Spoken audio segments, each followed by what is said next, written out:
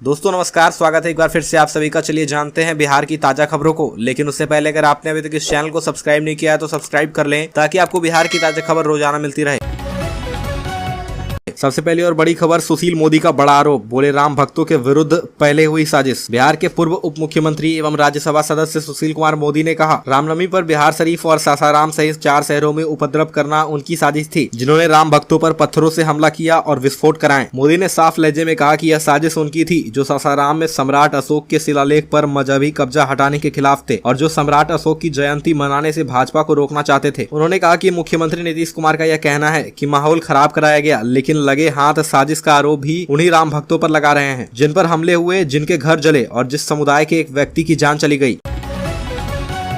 अगली खबर, सदन में बीजेपी विधायकों को मार्शल से उठाकर किया बाहर। जीवेश मिश्रा बोले, मैंने बस जवाब मांगा था। बिहार विधानसभा के बजट सत्र का आखिरी दिन भी हंगामेदार रहा। सदन में हंगामा कर रहे बीजेपी एमएलए जीवेश मिश्रा को मार्शल ने उठाकर बाहर निकाल दिया, जिसके बाद अन्य विधायकों ने भी जमकर हंगामा किया। स्पीकर ने सदन की कार्यवाही दोपहर 2 बजे तक के लिए स्थगित कर दी। सदन से बाहर आने के बाद बीजेपी एमएलए जीवेश मिश्रा ने कहा कि वह सरकार से सिर्फ इतना सवाल करना चाह रहे थे कि मुख्यमंत्री के गृह जिले में इस तरीके की घटना कैसे हुई और मुख्यमंत्री इस पर चुप्पी क्यों साधे हुए हैं। सरकार विपक्ष की आवाज को दबाना चाह रही है। मैंने बस हिंसा पर मुख्यमंत्री को सदन में बुलाकर जवाब मांगा था, इसके लिए मुझे मार्शल बुलाकर आउट किया गया है। अगली खबर, कांग्रेस नेता का विवादित बयान, देश में 90% मुसलमानों को बताया कन्वर्टेड। बिहार कांग्रेस विधायक दल के नेता का विवादित बयान सामने आया है। अजित शर्मा ने कहा कि देश के ज्यादातर मुसलमान पहले हिंदू थे, देश में 90% मुसलमान कन्वर्टेड हैं। इतना ही नहीं, एमएलए अजित शर्मा ने बीजेपी पर निशाना साधते हुए कहा कि भगवा पर सिर्फ बीजेपी का एक अधिकार नहीं है। मीडिया से बातचीत करते हुए एमएलए अजित शर्मा ने कहा कि आप बताइए, बिहार में रामनवमी का जुलूस सब जगह नहीं निकला, मेरे भागलपुर में नहीं निकला। हमारे कांग्रेस पार्टी के लोग तो भगवा पहनकर पानी पिला रहे थे, कांग्रेस का झंडा लगाकर। वह ड्रेस बीजेपी की नहीं है।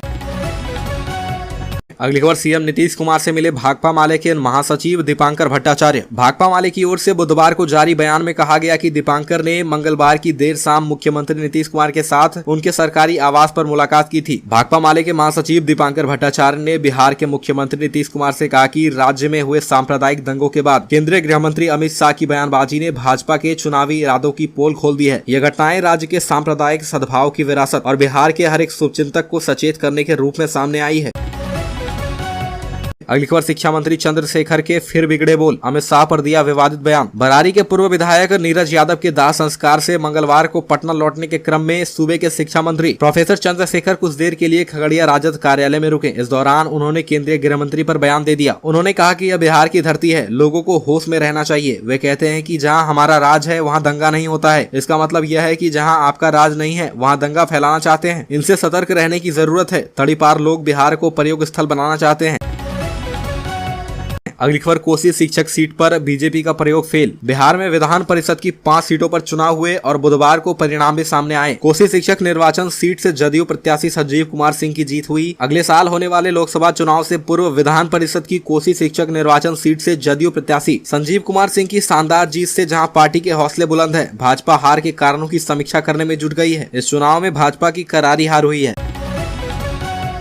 अगली खबर, अयोध्या की तरह बिहार में भी विराट रामायण मंदिर का निर्माण होगा। महावीर मंदिर न्यास के सचिव आचार्य किशोर कुणाल ने बताया कि पटना महावीर मंदिर न्यास का 331 करोड़ रुपए का बजट पास हुआ है। इस कोष से कई जगहों पर सामाजिक काम किए जाने हैं, जिससे पटना में फुलवारी शरीफ में बच्चों के निर्माण हो रहे कैंसर अस्पताल के लिए 8.8 करोड़ रुपए का बजट रखा गया है। बिहार में विराट रामायण मंदिर का निर्माण कराया जाएगा। पूर्वी चंपारण के केसरिया के निकट कैथवलिया में निर्माण हो रहे विराट रामायण मंदिर के लिए पटना महावीर मंदिर की तरफ से 80 करोड़ रुपए अनुदान दिया जाएगा। साथ ही सीतामढ़ी के पनौरा धाम में जानकी जन्म स्थान मंदिर के लिए 10 करोड़ रुपए दिया जाएगा।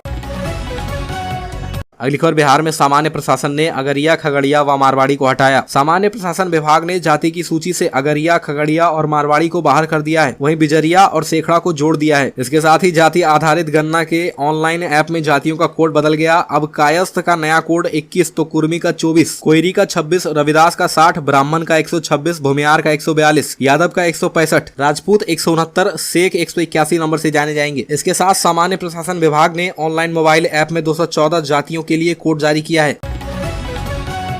अगली खबर यूट्यूबर मनीष कश्यप पर लगा एनएसए। यूट्यूबर मनीष कश्यप पर तमिलनाडु पुलिस ने एनएसए के तहत केस दर्ज किया है। बुधवार को तमिलनाडु की मदुरई कोर्ट ने 19 अप्रैल तक मनीष कश्यप की न्यायिक हिरासत बढ़ा दी थी। मनीष कश्यप पर तमिलनाडु में बिहार के प्रवासी मजदूरों की पिटाई का फर्जी वीडियो वायरल करने का आरोप है। बीते सप्ताह ही तमिलनाडु की पुलिस ने कोर्ट से प्रोडक्शन वारंट लेकर मनीष कश्यप को पटना से तमिलनाडु ले गई थी। वहां उसे मदुरई कोर्ट में पेश किया गया था। कोर्ट ने पुलिस को 3 दिन की रिमांड दी थी।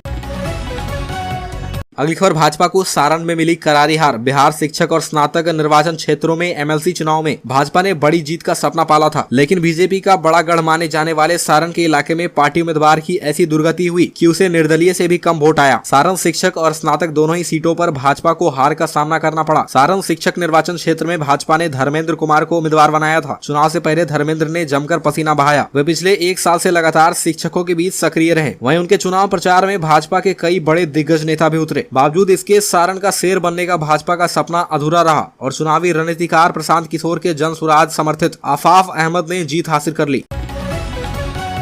अगली खबर बिहार में रामनवमी हिंसा को लेकर बवाल मचा हुआ है। विपक्ष और सरकार एक दूसरे पर जमकर आरोप प्रत्यारोप लगा रहा है। इसी बीच मुख्यमंत्री नीतीश कुमार ने एआईएमआईएम प्रमुख असदुद्दीन ओवैसी को भाजपा का एजेंट बताया। इस पर असदुद्दीन ओवैसी ने पलटवार करते हुए कहा कि बिहार में भाजपा को जिसने मजबूत किया वो हम पर सवाल उठा रहा है। सांसद असदुद्दीन ओवैसी ने नीतीश कुमार को घेरते हुए नीतीश कुमार पर हमला कर कुछ वाजिब सवाल उठा दिए। बिहार में हिंदुत्व संगठनों ने जुलूस के नाम पर फसाद फैलाया और प्रशासन उन्हें रोकने में नाकाम रही। नीतीश ने मेरे सवालों का जवाब नहीं दिया, लेकिन मुझे एजेंट बुलाकर निकल लिए।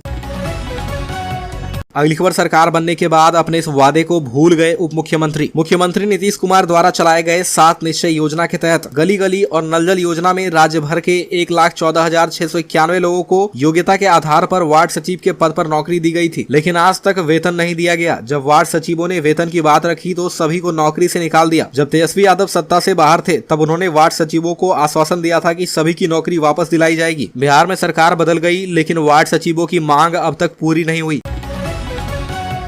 अगली खबर ओवैसी फैक्टर सीमांचल तक ही सीमित नहीं है, इसका असर पूरे बिहार में है। नालंदा और सासाराम हिंसा के लिए सरकार को जिम्मेदार ठहराने के बाद बिहार के मुख्यमंत्री नीतीश कुमार ने बुधवार को सरकार की तरफ से सफाई दी। उन्होंने हिंसा के लिए बीजेपी को जिम्मेदार ठहराया। नीतीश कुमार बीजेपी पर हमला बोलेंगे यह लाजिम है, लेकिन बीजेपी के साथ नीतीश कुमार ने बिना नाम लिए असदुद्दीन ओवैसी पर भी निशाना साधा और उन्हें बीजेपी का एजेंट बता दिया। मुख्यमंत्री नीतीश कुमार ने कहा कि नालंदा और सासाराम में कुछ लोगों ने जानबूझकर गड़बड़ किया। उन्होंने कहा कि 2 लोग बिहार में इधर से उधर कर रहे हैं, एक राज करने वाला है, दूसरा उनका एजेंट है। नीतीश कुमार के एजेंट कहे जाने पर असदुद्दीन ओवैसी ने भी बिना देरी किए नीतीश कुमार पर पलटवार किया और कहा कि सालों तक बीजेपी के साथ रहकर आपने सत्ता की मलाई खाई और एजेंट हम हैं।